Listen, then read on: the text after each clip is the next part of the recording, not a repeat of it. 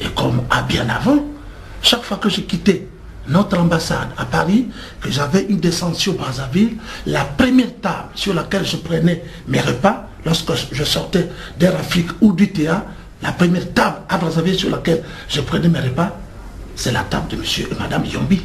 C'était pas le président de la République. Président de la République, c'était pas la table d'un Téké ou du président Sassou actuel. Très bien. Alors, à partir de quel moment vous avez travaillé sous l'autorité du président Sassou? Après, d'abord j'étais en fonction. J'ai été reconduit après la démission du général Yombi. J'ai été reconduit dans mes fonctions de directeur général et j'ai continué avec le président Sassou de 79 au 10 juin 1991. Il y a un mot que je recuse, mon général, oui. Je peux me tromper. À ce moment, j'étais encore au collège. Oui. Vous avez dit la démission du président Yombi. Est-ce qu'il avait vraiment démissionné ou contre la démission ou évincé? Non. Les termes sont quand même nuancés. Bon, évincé, mais par le comité central. Le comité central s'est retrouvé, estimé que Yombi, qui était sorti du comité central, ne pouvait pas être président du comité du Parti congolais du travail, alors qu'il n'était plus membre du comité central. Vous gérez sa sécurité, vous aviez vent de l'affaire et vous le lui dites pas avant, il est surpris. Ah non, ça se passe en comité central. Moi, je suis membre du parti, mais je ne prends pas part aux sessions du comité central. Je sais, le comité central ne peut pas tenir une réunion politique sans que le directeur général de la sécurité soit largement informé et fiché et connu. Oui. Et vous êtes l'œil et l'oreille de Yombi, vous le lâchez aller à la dérive, il est surpris par la contrainte. Alors que vous saviez bien que le comité central se réunissant demain, Yombi va tomber. Je suis allé. J'ai fait la démarche suivante. En ma qualité de directeur général de la sécurité d'État, j'ai vu le président de la République à qui j'ai dit, il y a comme une espèce de tonnerre dans l'air. J'ai dit, ça ne sert pas, monsieur le président. Prenez le peuple congolais à témoin. Demain, 4 février, c'est la session du comité central. Allez à cette session en toute sérénité et puis le comité central est souverain, va décider.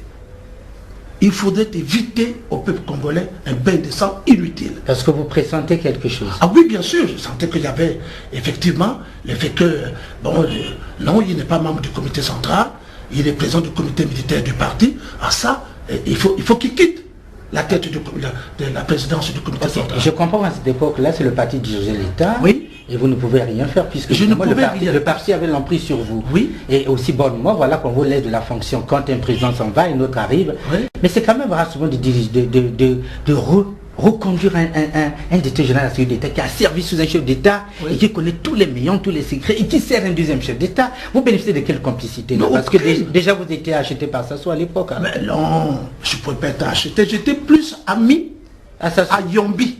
Qu'à Sassou. Tout à l'heure, je t'ai dit que chaque fois qu'il m'arrivait de revenir à Brazzaville, je prenais mes premiers repas sur la table de Yombi. Donc j'étais plus ami à Yombi qu'à Sassou. Mon général, voilà que Yombi est évincé et vous retrouvez avec Sassou. Ah ben, c'est Sassou qui décide. S'il décide de me conduire, de me reconduire dans mes fonctions. Vous n'avez pas dit non, probité morale obligeant, j'ai servi un chef d'État, ce serait dans l'illégalité absolue que je me mette avec vous parce que vous devenez l'adversaire potentiel. Là où Yombi est en prison, vous ne regarderez pas avec des beaux yeux. Oui, non.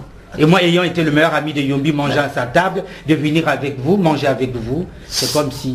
Ouais. Alors, si je ne faisais pas mon boulot, n'est-ce pas? Si j'étais quelqu'un attaché aux privilèges liés à ma fonction, j'allais me dire, bon, ben écoute, Yombi est parti, tout de suite mes privilèges sont morts. Je n'ai pas pensé à ça. Pas un seul instant à mes privilèges liés à ma fonction. Sassou était libre de me remercier, libre de me reconduire. Il m'y a reconduit, bon, j'ai accepté au nom de la République exercer cette fonction, point. Oui. Est-ce que la liberté, vous dites, Sassou était libre? En fait, il n'était pas libre. Il avait une dette morale, c'est celle de servir un directeur général de la sécurité qui rangeait les troupes de son côté pendant que le pouvoir basculait. Pas du tout. Pas du tout.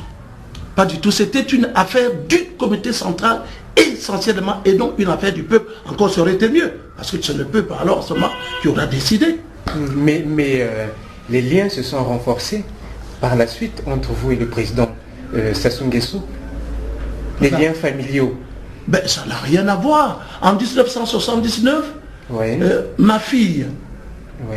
qui est née en 70, qui n'avait que 9 ans, ne pensait pas avoir pour époux futur Edgar Nguesso.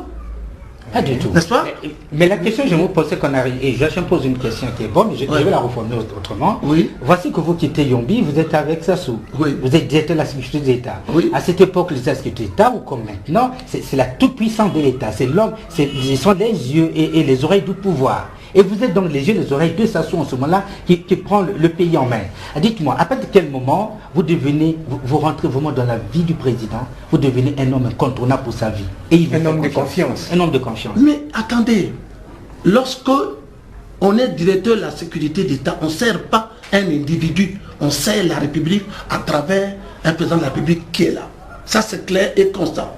Parce que le malheur dans notre pays, c'est que parmi nous, il y a des cadres qui servent les individus et non la République. Or, moi en ce moment-là, je servais la République sous le régime de Denis Sassou Nguesso. Oui, C'est la différence. mais en général, à l'époque, la République ne se détachait pas de l'individu. Hein. La République ne se détache pas de l'individu comme aujourd'hui. Le président de la République, c'est lui aussi le père de la nation, c'est lui le père de tout. Oui. Donc on ne peut pas facilement détacher. Forcément, vous détachez général de la sécurité. Il y a d'abord, on appelle une relation personnelle intime à cette fonction capitale. Oui.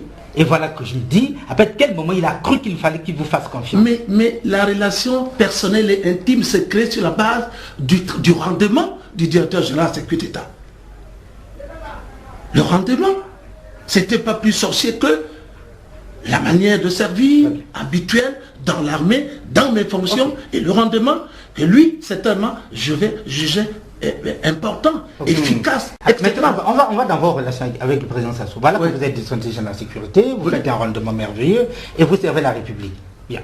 Alors, jusqu'à quel moment vous vous rendez compte que c'est un homme tatillon, sérieux, qui veille sur le bouton de la tenue mal faite, qui veille sur le képi bien placé, parce que vous l'avez évoqué quelque part dans un document. Oui, dans ma lettre au président de la République. Vous évoquez un Sassou méticuleux. Oui, alors j'ai dit, je ne vous reconnais plus. Est-ce que la guerre du 5 juin vous a-t-elle changé? Voici ce que vous étiez hier. Je l'ai retracé, je crois que tu as lu ma lettre, mon cher Aziz. Bon, ça, je l'ai décrit. C'est pas par démagogie pour faire plaisir, mais c'est comme ça que j'ai connu l'homme. Aujourd'hui, je ne le retrouve plus. Il n'acceptait pas autour de lui le gâchis. Il n'acceptait pas autour de lui les injustices. Or, c'est des choses aujourd'hui qui passent. Mon général, Oui. À partir de quel moment vous commencez à avoir des relations de famille avec le président Sassou? J'ai dit bien de famille. À partir de quel moment et en quelle année? Non, les relations de famille, il faut poser la question aux deux enfants, les miens, pas ceux du président Sassou. J'ai su plus tard seulement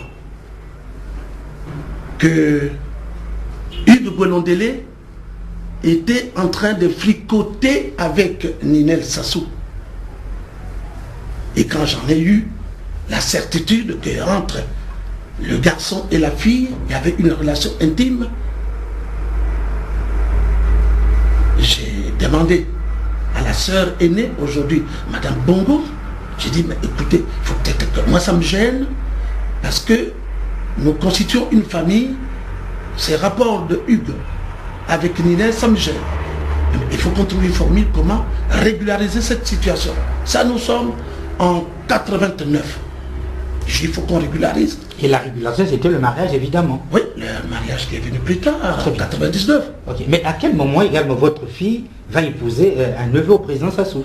Bon, Michel, après son bac, en 1990, est allé faire pharmacie à Reims. Elle a fait une première année, elle va passer en deuxième année, elle a redoublé, elle passe, elle admise, et après elle pense qu'il faut qu'elle aille à l'ULB, à Bruxelles. Bon, elle passe donc une année là-bas, elle passe en deuxième année, et puis l'année suivante, elle passe en troisième année, et pendant ce temps, il y avait une relation Michel Gwelondélé et Edgar Nguesso.